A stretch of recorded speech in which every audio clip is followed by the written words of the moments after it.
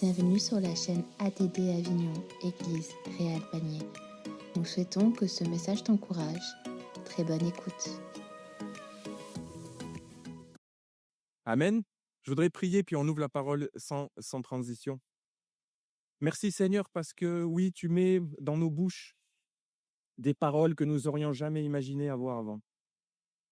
Tu as ouvert nos cœurs, Seigneur, comme jamais on aurait imaginé un jour pouvoir le vivre.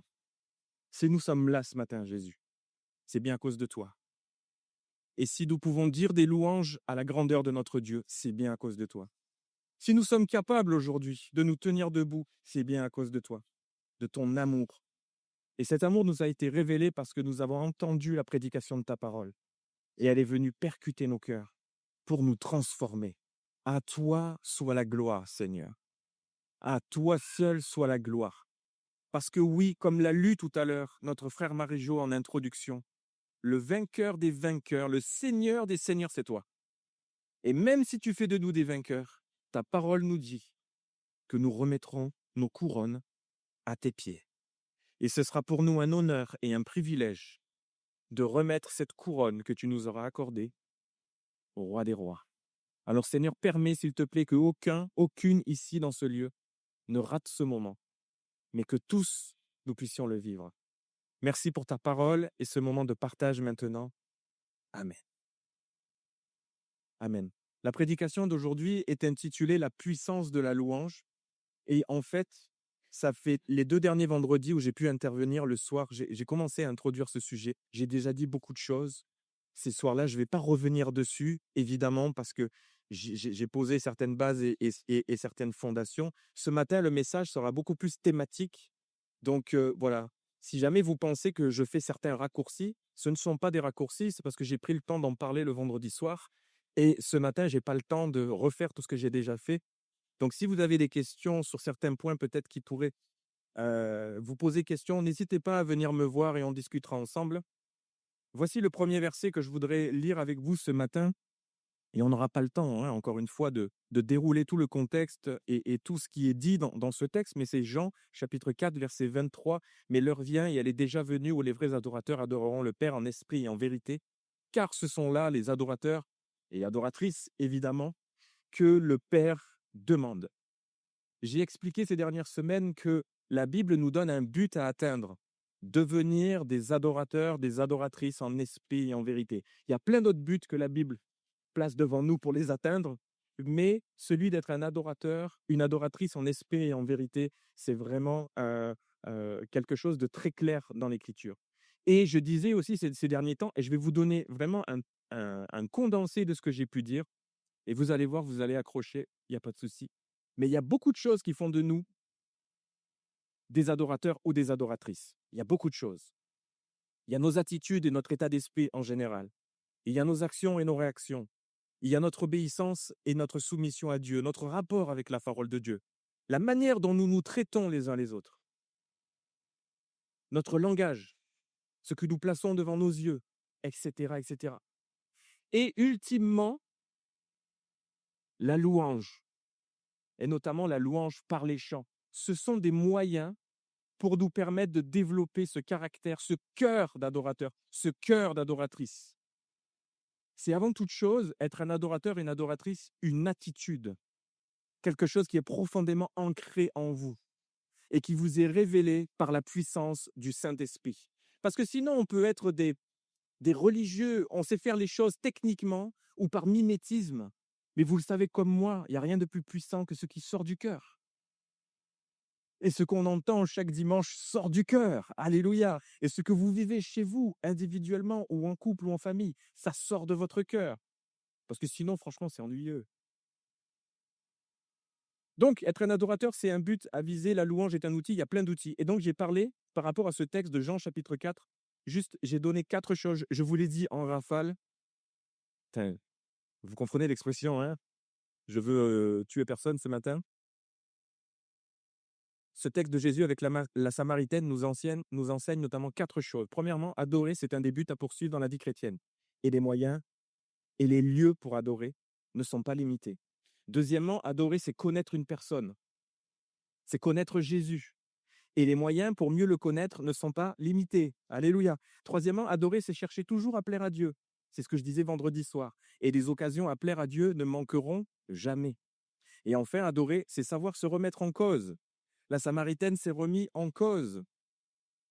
Et les occasions d'être rafraîchis seront fréquentes dans nos vies spirituelles. Amen. Voilà pourquoi on doit comprendre et garder à l'esprit une distinction qui est importante, à mon avis. Si vous avez un avis contraire, je suis ouvert à la discussion là-dessus. Mais je vous propose ceci. La louange est davantage une activité que je pratique, alors que l'adoration est une attitude que je cultive. Dans ce principe que la louange est un moyen. Vous comprenez ce que je veux dire? Ce ne sont pas des pratiquants de choses qu'il faut faire. Vous savez, les yaka, faut que pour être béni. C'est pas ça du tout. Et pour moi, et je le disais aussi il y a quelque temps, le meilleur exemple qui illustre bien ce fait, c'est le patriarche Abraham. Et pour moi, Abraham, c'est vraiment un exemple type d'un adorateur dans l'Écriture. Parce qu'il ne savait pas où il devait aller. Il ne voyait pas le lieu où Dieu l'appelait.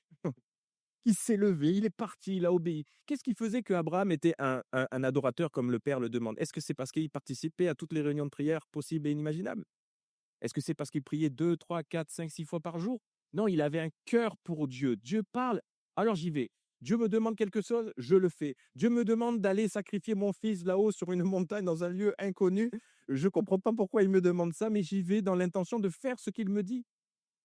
Et ça, c'est juste incroyable. Si vous relisez la vie d'Abraham et que vous regardez, tiens, qu'est-ce qui fait qu'il est un adorateur? C'est quoi son attitude envers Dieu? L'oreille attentive, vouloir le servir coûte que coûte avec les moyens que Dieu lui a donnés, faire une alliance avec Dieu, respecter cette alliance, etc., etc. Il y a tellement de choses. Et bien sûr que Abraham devait prendre du temps pour dire, Éternel mon Dieu, tu es merveilleux. Et lui, il n'avait pas toute la révélation qui est arrivée après. Il était avant Moïse. C'est bon, Abraham et Moïse est arrivé après. Donc, entre guillemets, il lui manquait quelque chose d'un point de vue juste religieux, on va dire. Mais en fait, il lui manquait rien. Il avait la révélation du cœur de Dieu pour sa vie. Et c'était suffisant. Et je voudrais vous dire que si vous avez la révélation du cœur de Dieu pour votre vie, c'est suffisant. La question, c'est qu'est-ce qu'on en fait?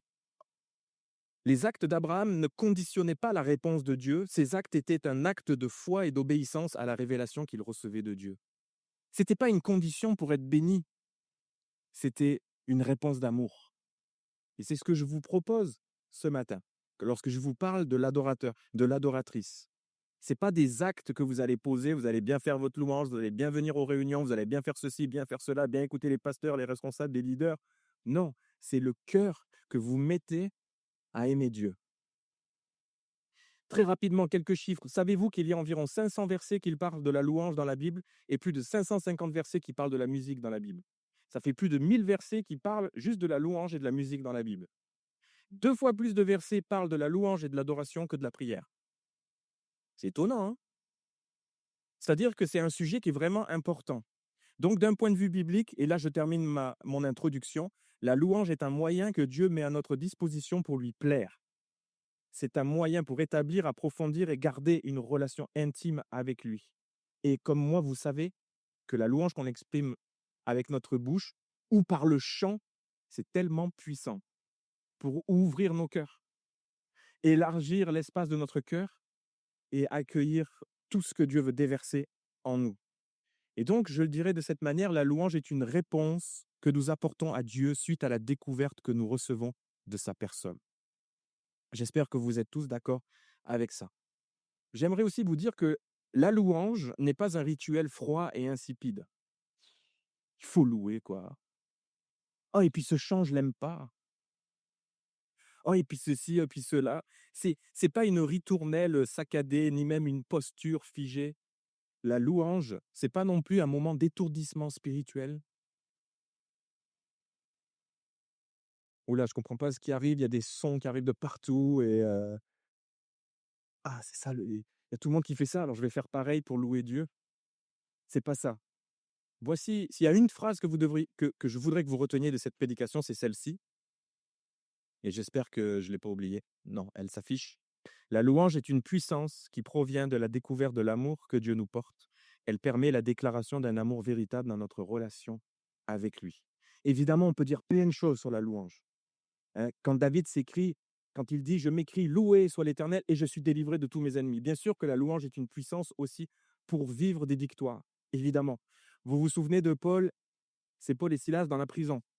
Lorsqu'ils louent Dieu, qu'est-ce qui se passe? Ils restent toujours enfermés dans leur prison et puis ils finissent condamnés à mort? Pas du tout. Dieu agit d'une manière incroyable, il se passe des choses extraordinaires. Dans l'Ancien Testament, vous avez des exemples aussi. Donc, ce matin, j'ai choisi un axe précis. Pourquoi pouvons-nous dire que la louange est une puissance? Merci de poser la question. On va essayer d'y répondre un petit peu. Je vous proposerai 5 choses ce matin. Luc chapitre 6, verset 45. L'homme bon tire de bonnes choses du bon trésor de son cœur, et le méchant tire de mauvaises choses de son mauvais trésor, car c'est de l'abondance du cœur que la bouche parle. Et combien on sait, hein, que pour la louange, c'est tellement important. La louange, tout d'abord, alimente avec force notre relation avec Dieu. C'est la slide suivante. Par le Saint-Esprit, Dieu place en nous une force ou une abondance, selon ce qui est écrit dans ce texte, une abondance de son amour et de sa grâce. Dieu nous donne généreusement. Vous êtes d'accord avec moi? Dieu donne l'Esprit d'une manière tellement abondante. J'allais redire généreuse, mais je l'ai déjà dit. Alors, j'essayais de trouver un synonyme dans ma tête, là, mais il faut que j'aille vite et j'y arrive pas. Et ce cadeau, cette abondance, va jaillir de notre cœur et s'exprimer de différentes façons. La plupart des gens, la plupart d'entre nous, on aime louer Dieu par des chants. Mais peut-être que vous aimez louer Dieu par des représentations visuelles parce que vous aimez dessiner, vous aimez peindre, et dès quelques fois, vous passez un temps comme ça et vous offrez ce tableau ou ce dessin à Dieu, par exemple, ou par la danse ou autre chose. Peu importe, il y a une abondance que Dieu vous donne et vous la laissez sortir, vous la laissez jaillir. Et c'est ça qui démontre que vous avez un cœur d'adorateur ou d'adoratrice. Même si la louange est un acte religieux, entre guillemets, dans le sens où il s'adresse à Dieu, la louange n'est pas pour autant un rituel. Ce ne sont pas non plus les louanges que nous adressons à Dieu chaque semaine, des vaines redites. De vaines redites. Oh Jésus, tu es merveilleux. Oh, merci pour ton amour. Tu es le sauveur. J'espère que chaque semaine, ce ne sont pas des vaines redites. Vous êtes d'accord avec moi? Ce ne sont pas des vaines redites. C'est la déclaration de vérité profonde. Une vérité essentielle que Jésus est le sauveur, quoi. Et le dire de tout notre cœur, waouh! La louange, c'est une réponse qui jaillit avec force des cœurs qui ont été transformés et bénis par la grâce de Dieu. La louange, c'est une déclaration d'amour qui provient d'un cœur sincère qui s'émerveille de la découverte du Seigneur Jésus. Et donc, je voudrais vous donner une première image, et c'est le deuxième point, et ça suit le premier. La louange, c'est comme un carburant pour notre moteur spirituel. Nous avons, d'une certaine façon, si vous me permettez cette image, un moteur spirituel. Il y a différents types de moteurs. Et vous savez que pour les voitures qui sont sur le parking, il y a différents types de moteurs. Je ne parle pas diesel ou essence, mais il y a des moteurs puissants et des moteurs moins puissants. Mais est-ce qu'on est d'accord pour dire que la voiture nous sert d'aller à un point A à un point B? Essentiellement. Même celui qui fait une course sur un circuit, il va d'un point A à un point B. Il part du départ, il veut aller à l'arrivée le plus vite possible pour pouvoir gagner.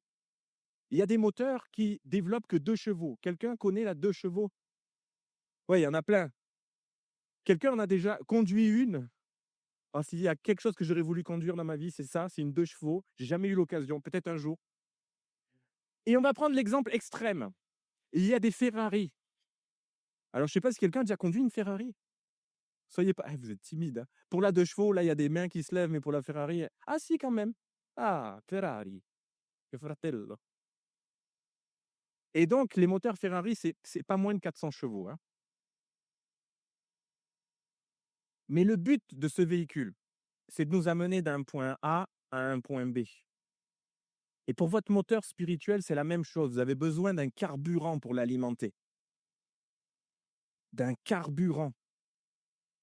Et la louange, c'est une sorte de carburant dans notre vie spirituelle. Elle nous donne la ressource. Elle nous donne l'abondance dont notre cœur a besoin. L'homme bon tire de bonnes choses du bon trésor de son cœur. Et ce trésor, c'est le Saint-Esprit qui le place en vous. Ce trésor, c'est quand vous découvrez la personne merveilleuse de Jésus et alors ça jaillit. Et j'aimerais vous dire que vous ayez un moteur de 2 chevaux ou un moteur de Ferrari, ce n'est pas ça qui compte. Ce qui compte le plus, c'est d'exprimer sa louange à la gloire de notre Dieu.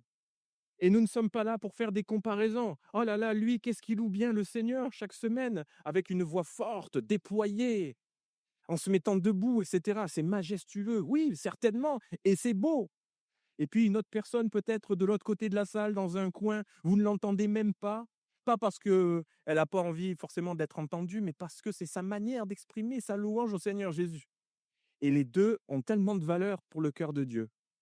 Et les 2 glorifient autant le Seigneur. Et on n'a pas à comparer la manière dont nous louons Dieu. Et vous avez tous un moteur spirituel. Laissez-le être alimenté par l'amour et la grâce de Jésus. Dans notre relation, c'est important avec Dieu de découvrir qui Dieu est et ce qu'il fait pour nous. Et donc, il devient notre trésor. Il remplit notre cœur de joie, de foi, de paix. Cependant, cette puissance est cachée sans une vraie relation avec Dieu. Elle se manifeste seulement, je crois, dans une vraie intimité avec Dieu. Évidemment, il y a une sorte d'intimité que nous vivons seuls et une sorte d'intimité que nous vivons collectivement en Église. Et c'est important aussi de vivre ces moments-là en famille. C'est pour ça que quelquefois, que ce soit les leaders de louange ou les pasteurs, on vient sur le devant, on demande à tout le monde de se lever et de louer le Seigneur ensemble. Parce que c'est tellement bon, c'est tellement important de le faire aussi. Et si vous voulez bien, on continuera de vous le proposer régulièrement. Et ça permet aussi peut-être aux personnes les plus timides ou les plus réservées de pouvoir s'insérer peut-être dans un univers où ça peut être compliqué de le faire. Parce que moi, la première fois que je suis arrivé ici, qu'il a fallu ouvrir ma voix, j'étais au bout là-bas et je me disais: «Oh pauvre, pour que celui qui est là-bas puisse m'entendre, il va falloir envoyer, hein». Et puis si je commence à prier, finalement je me rends pas compte qu'il y en a un autre qui prie en même temps, on va se télescoper. Qu'est-ce qu'on va faire? C'est lui qui s'arrête, c'est moi qui s'arrête. Et s'il y en avait un troisième? Ça y est, c'est plus une battle, on commence à prions tous ensemble. Le problème, il est réglé. Bon, c'est beaucoup plus facile dans des petits groupes, évidemment, les uns après les autres. Et ça ne veut pas dire qu'on ne veut plus faire ça, hein, pas vrai, Cédric, hein? Ça c'est pas ça du tout. Mais, ben voilà quoi, allons-y, poum, ça pop ici, là, là, pa, pa, pa, pa. Et comme un feu, vous savez, comme tac, et puis pshh. Et c'est une explosion de louange et d'adoration pour le Seigneur Jésus. La louange est une source de vie qui provient du puits de l'amour de Dieu. Je voudrais qu'on affiche le verset qui suit. Jean chapitre 7, versets 37 à 39, si quelqu'un a soif, hein, souvenez-vous de ce texte, qu'il vienne à moi et qu'il boive, car, comme le dit l'Écriture, des fleuves d'eau vive, il manque des bouts, je suis en train de m'en apercevoir, désolé, des fleuves d'eau vive jailliront de lui. En disant cela, il faisait allusion à l'Esprit que devaient recevoir plus tard ceux qui croiraient en lui. Jésus l'a dit. Vous avez certainement vécu tous des expériences peut-être un peu similaires, ou en tout cas, vous avez cherché à un moment donné à découvrir véritablement comment faire pour ouvrir son cœur. Je sais pas si je l'ai déjà dit ici, mais moi, je me posais beaucoup la question à l'époque, au tout début de ma vie chrétienne, parce que j'entendais souvent des dons spirituels. Ouvre ton cœur, Dieu va le remplir. Ouvre ton cœur, Dieu va le remplir. Et toutes les semaines, à un moment donné, je suis rentré à la maison, j'ai dit, bon, Seigneur, va falloir que tu m'expliques comment on fait pour ouvrir son cœur. Parce que moi, je peux pas. Je comprenais bien que ce que Dieu me demandait, c'était pas d'ouvrir mon cœur physiquement, mais il devait se passer quelque chose de spirituel et je le comprenais pas. Et Dieu m'a parlé. Putain, vous comprenez quand je dis ça, hein, Dieu m'a parlé, hein, d'accord? C'est une expression, mais dans mon cœur et il m'a fait comprendre. J'ai vraiment eu, pendant un moment de prière, cette pensée, il y a ce mot qui s'est affiché dans ma tête: «Louange», et j'ai dit: «OK». Je me suis assis au bord de mon lit. Je savais pas trop ce que c'était la louange. Je vous avoue qu'à ce moment-là, je priais à l'église comme tout le monde priait, hein. Je recopiais quelque chose, mais il y avait une vérité que je n'avais pas reçue dans mon cœur, que je n'avais pas comprise. Et à ce moment-là, mais j'ai dit: «Mais Seigneur, c'est quoi? C'est quoi finalement louer? C'est quoi la louange?» Et j'étais assis au bord de mon lit et j'ai compris que c'était dire du bien de Dieu, dire de bonnes choses, et j'ai commencé à dire des mots simples à Dieu. «Tu es beau, tu es merveilleux, tu es», et vous savez quoi? J'ai vécu un moment que j'ai plus jamais revécu dans ma vie, comme on dit chez nous dans notre jargon, de visitation spirituelle, appelez-le comme vous voulez.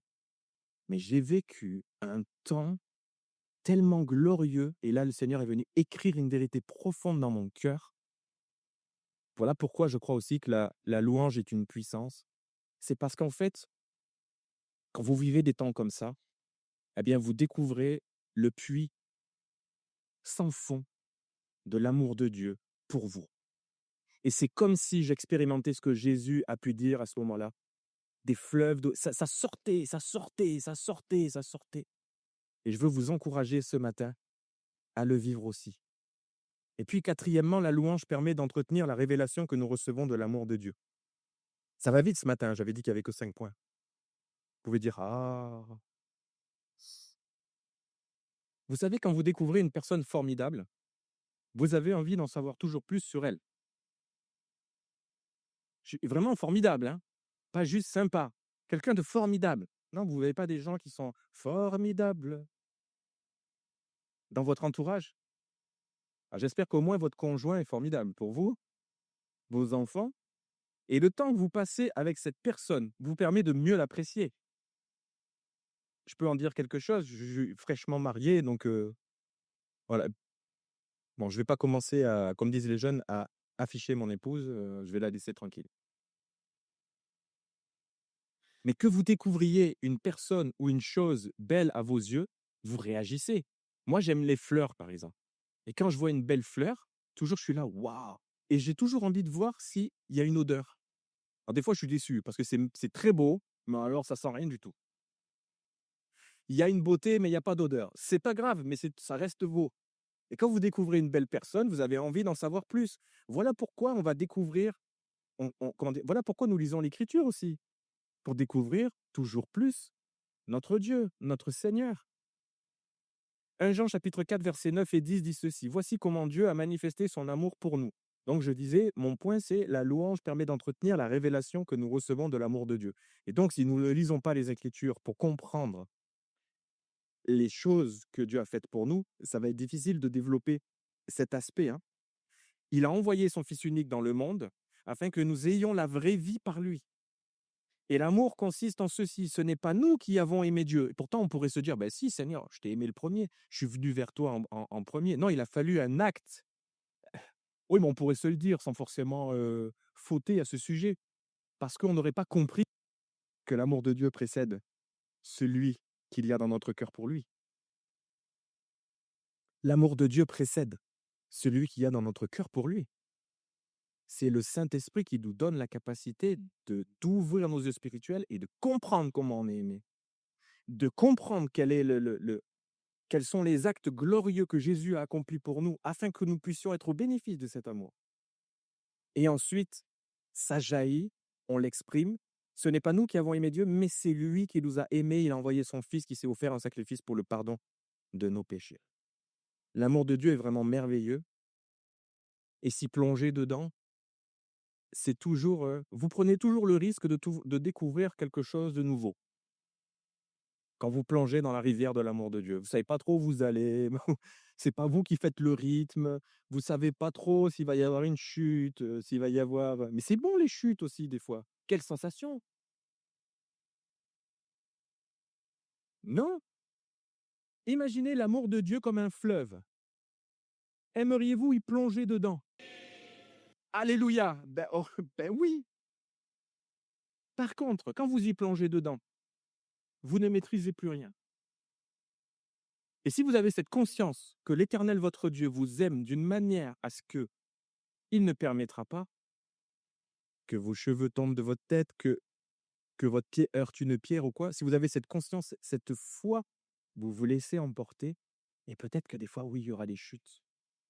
Mais non pas parce que Dieu veut vous amener dans les manèges, mais c'est parce qu'il a une expérience à vous faire vivre, peut-être plus forte à ce moment-là. Et il y aura des moments, ça sera le calme plat, ça sera paisible.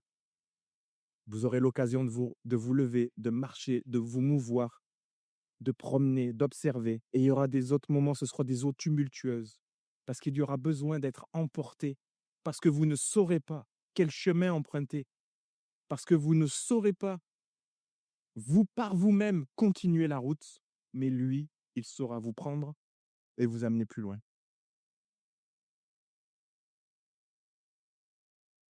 J'aime beaucoup, alors plein d'auteurs, mais peut-être que son nom vous dira moins quelque chose, mais si je vous parle des chants les plus connus de Hillsong.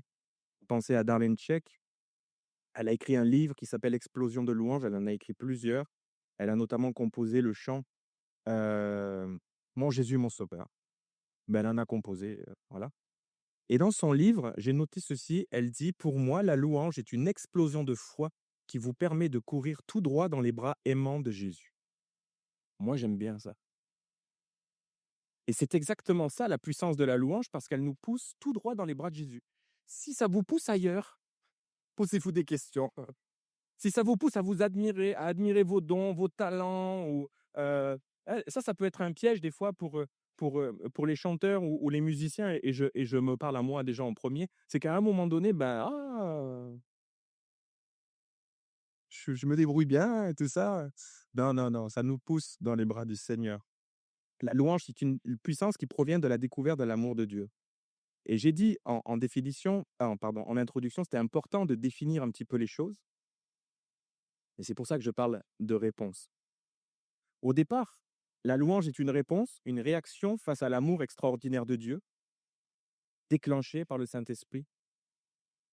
Et puis la louange va devenir une expression quotidienne, une déclaration personnelle d'amour et de reconnaissance.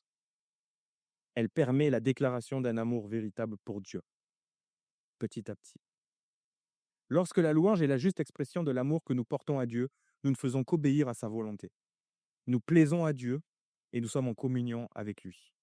Jean chapitre 14, verset 21 nous dit: «Celui qui a mes commandements et qui les garde, c'est celui qui m'aime. Et celui qui m'aime sera aimé de mon Père, je l'aimerai et je me ferai connaître à lui.»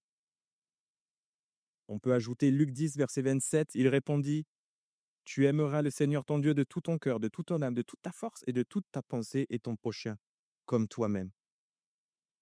Pourquoi? Parce que l'amour est au centre de notre relation avec Dieu et la louange est un très bon moyen pour exprimer cet amour que nous avons pour lui. L'amour est au centre de notre relation avec Dieu. Ce n'est pas le devoir qui est au centre, ce ne sont pas les actes religieux qui sont au centre, c'est l'amour. La louange est une puissance qui permet la déclaration d'un amour véritable dans notre relation avec Dieu. Dans un point de vue biblique, une relation sans amour n'est pas une relation. J'ai pas le temps de développer. Excusez-moi, je fais une grande déclaration là, mais si vous voulez, on pourra en parler, mais c'est vrai, hein. Le Père, le Fils et l'Esprit. 3 en 1. Enfin non, j'aime pas le dire comme ça. Diversité fonctionnelle, unité relationnelle. Et cette unité relationnelle dans la Trinité, c'est l'amour. Le Père aime le Fils, le Père aime le Saint-Esprit, le Fils aime le Père, le Fils aime le Saint-Esprit aime le Père et le Saint-Esprit aime le Fils. Ça va, vous avez suivi?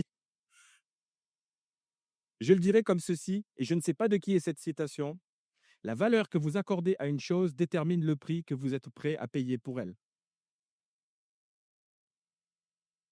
Si Dieu a pour vous une grande importance, votre louange sera à la mesure de la valeur que vous lui accordez.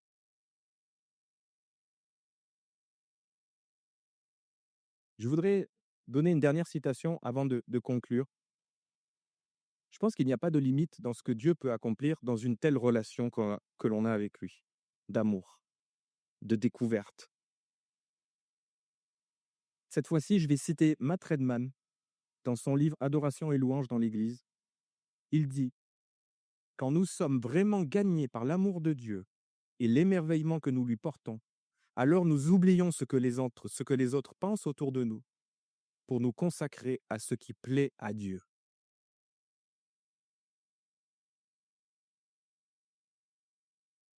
Vous savez, j'ai souvent vécu des expériences géniales avec mon fils aîné, Ruben. Alors, il n'est pas là aujourd'hui, donc il m'en voudra pas de le citer. Peut-être qu'il m'écoutera en podcast. Mais il y a quelques années, vraiment longtemps, parce que là, il est grand en âge et en taille, hein. Il était tout petit. Et un jour, je parle avec lui et je lui dis: «Tu veux que je te dise comment je t'aime?» Et il me répond: «Oui, papa.» Et je lui dis: «Je t'aime grand comme ça», tout simplement. On discute. Et le lendemain, on se met à table, on commence à manger. Et puis, Ruben me regarde comme ça, un petit peu gêné, je lui dis: «Qu'est-ce qu'il y a? Quelque chose qui te tracasse?» Non, il dit: «Papa, j'ai envie de te dire quelque chose.» Je dis: «Oui, vas-y mon grand, je t'écoute». Il m'a dit: «Tu sais comme je t'aime?» Et je lui dis: «Non» et il me dit: «Grand comme ça». Et il refait le geste. Et ce qui m'a marqué, c'est que j'étais émerveillé parce qu'à ce moment-là, j'ai compris que mon fils avait compris que je l'aimais de la même manière que lui pouvait m'aimer. Et donc quand nous comprenons l'amour que Dieu a pour nous, ça fait le même effet en fait. Quand on comprend de quelle manière on a été aimé et qu'on comprend que Dieu sait ces choses, c'est tellement important pour nous. L'amour que Dieu nous porte est aussi, il est grand comme ça, hein, pas juste parce que Jésus est allé sur la croix, mais parce qu'il nous accueille dans sa grâce. Je voudrais inviter les musiciens à me rejoindre. On va conclure, je voudrais qu'on puisse prier ensemble. Je crois que le cœur de Dieu est toujours réjoui quand Dieu se dit: «Ça y est, il ou elle a compris de quelle manière je l'ai aimé». Il va être capable de pouvoir m'aimer avec force et puissance en retour. Parce que si vous ne comprenez pas de quelle manière vous avez été aimé par Dieu, ça ne veut pas dire que vous ne pouvez pas louer Dieu, mais il va vous manquer une dimension de vie dans laquelle le Seigneur Jésus veut vous introduire. Souvenez-vous que la louange que Dieu met dans votre bouche sert à alimenter votre moteur spirituel et pas celui des autres. Ne faites pas de comparaison. C'est une source de vie que le Seigneur Jésus vous fait découvrir. Elle alimente votre propre moteur spirituel, votre source. La louange appelle la louange. Elle s'adresse à Dieu. Retenez aussi que la vraie louange provient de la découverte de l'amour que Dieu vous porte et que cette révélation peut être renouvelée jour après jour pour que grandisse l'expression de cette louange. Donc ne loue pas pour faire comme les autres, mais loue Dieu parce que tu le connais. Comme disait Jésus à cette Samaritaine, ah, vous, vous dites qu'il faut adorer à Jérusalem, mais les anciens disent qu'il faut aller sur cette montagne. C'est pas ça le plus important. Le plus important, c'est de connaître. Nous, a répondu Jésus, nous adorons ce que nous connaissons. Le salut vient des Juifs. Et donc, c'est important. N'oubliez jamais que la louange que Dieu met dans votre bouche et qui provient de votre découverte de son amour. Et donc, c'est important. N'oubliez jamais que la louange que Dieu met dans votre bouche et qui provient de votre découverte de son amour, qu'il vous porte, est votre déclaration d'amour dans votre relation avec lui. C'est la vôtre. Alors peut-être que tu te demandes comment faire pour louer Dieu au quotidien. Eh bien, je dirais commence. Commence par t'asseoir peut-être sur un fauteuil au bord de ton lit, dans ta cuisine, dans ton salon, dans ton jardin, et commence juste à dire merci à Dieu. Commence juste à inscrire ce moment dans ton agenda, peu importe le moment de la journée. Mais commence. Ne pense pas qu'il faille faire comme lors d'un culte. C'est une expression spontanée de ton cœur. Peut-être tu vas me dire, oui, mais je dois partir très tôt, je prends la voiture, je suis dans les bouchons, j'ai pas le temps. Loue le Seigneur dans la voiture, en ayant les yeux ouverts, évidemment.